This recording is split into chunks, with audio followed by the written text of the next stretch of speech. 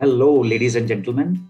Welcome to this brand new series on CISA exam prep videos. How our videos are different. Number one, it is because of the knowledge which we are going to share with you. It will prepare you to successfully clear your exam if you study them well, if you understand the concepts which we are explaining.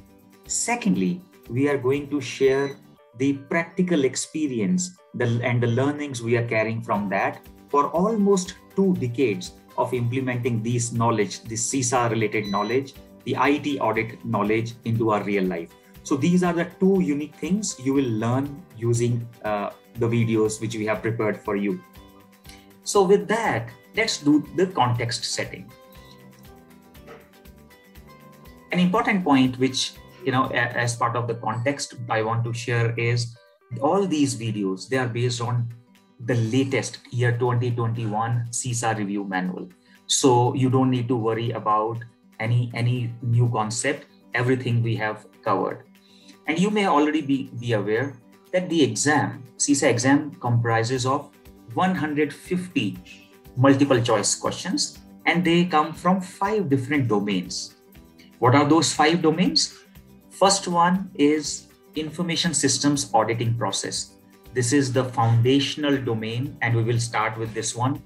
Many times the foundations as part of domain 1, they remain weak because many CISA participants, they find this chapter boring, and it is my job to make it super easy for you in next few videos. Second domain is governance and management of IT. This is where we will talk about all the process controls, technology controls, which are set up in the information technology space. Third domain is on system development lifecycle, change management process, and so on. Module 4 is on the IT operations, IS operations, which is the job of that team in the IS who are responsible to keep the lights on, to ensure that the show goes on. And the fifth one is on protection of information assets. And that is one of the most important domain, and we will spend good amount of time and we'll share a lot of practical examples and real life cases with you, so that all these domains, they become very, very engaging for you, and we will not bore you with a lot of theory. The boring theory has been converted into real life practical learning concepts. So I'm sure you are going to enjoy these exam prep videos. A few tips based on our experience of going for the exam ourselves and teaching more than 5,000 CISA participants over last 10 to 12 years. So first one, the second one here on the screen is CISA exam is a test of your practical knowledge. It is not a test of how well you can mug up the concept. No, it is basically how the principles and standards which you will learn in this program, how you're going to apply them in the real life. So that is the objective. So keep that in mind. Don't waste your time in mugging up the standards. Next one is, it is quite possible that you may come across some questions at the time of practice or in the final exam, where the question comes from the global context. Keep in mind that in some of those questions, your own experience may not be the best answer, because when we use our professional knowledge in real life, it is based on the scenario in our particular client, in our particular company, and so on. But the global context may be different. So keep that in mind, that what you do practically in some scenarios, it may not be the idealistic approach. And I will go deeper into it in the relevant section of the domains. Next one, which is very, very close to the heart of the examiners of CISA, is they love confusing the students and the participant by using words in the question like most, best, first, worst, and so on.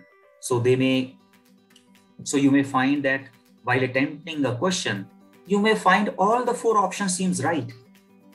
All the 4 options are right. Then which one to select? So there, please look for the keyword. Are they asking for the best option? Are they asking for the worst option? Are they asking for the first option? Or are they asking for the last option? So that way, with just one single word, the examiner may confuse you. So read the question well and then pick the best possible option under that. And try elimination approach. So sometimes it may happen that you may not be able to directly point out which is the right answer as per you. In that case, try elimination approach, which means try whether you can strike out the 3 not so great options. Many times it is easier to strike out 2 and then the 2 are left. Out of those 2, sometimes it becomes trickier. And what we will do as part of these prep videos, we will try to help you in selecting the ones which needs to be eliminated. So we will focus on those areas as well. Now, in this video, I thought, let me clear some of the fundamentals which may not be very clear in the vast theory you will read either in the manuals or in even if you search on Google. And one of that concept which comes up very commonly is why we are saying information systems, why we are not saying IT. Because every time we ask someone, or if someone introduces himself, he says, I'm an IT auditor. More often than not, they don't say I'm an IS auditor. So why the name of this program is CISA and not CITA, CITA? Why we are reading information systems and not information technology? So I have decoded that difference. So ladies and gentlemen, yes, there is a difference between the two. There is a difference between information systems and information technology.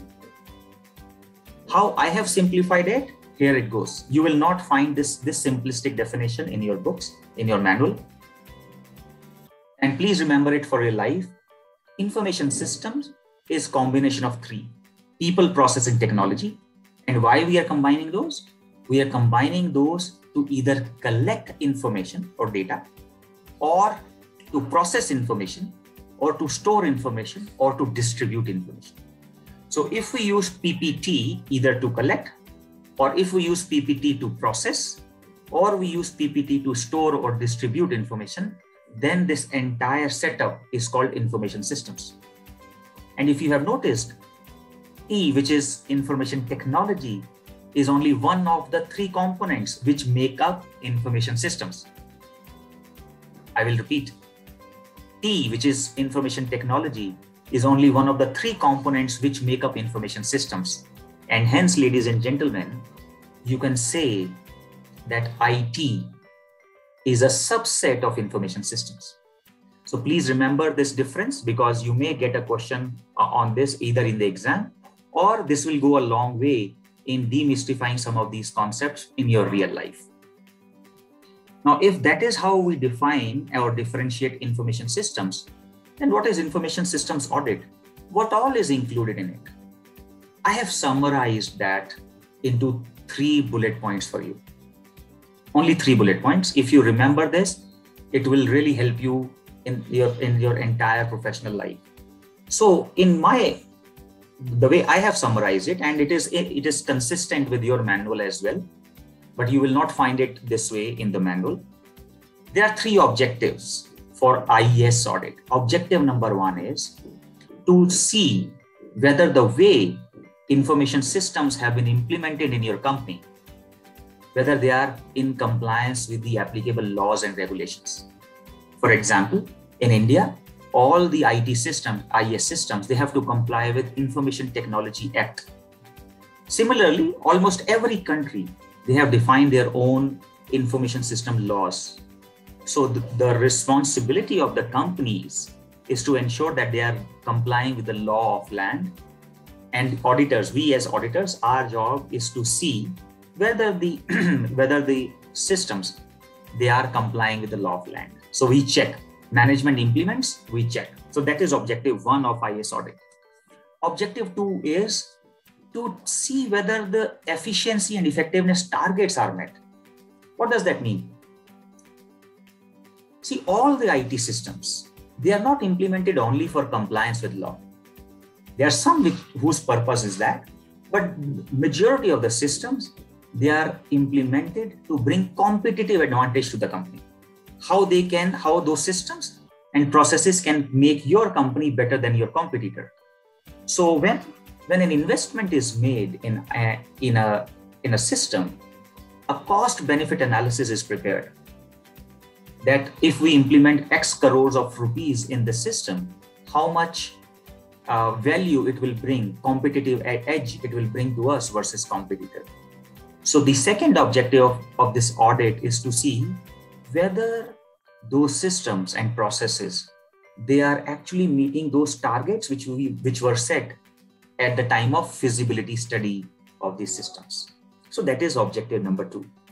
Third and the last one is to check whether these systems are ensuring confidentiality, integrity, and availability of the data which is stored in those systems.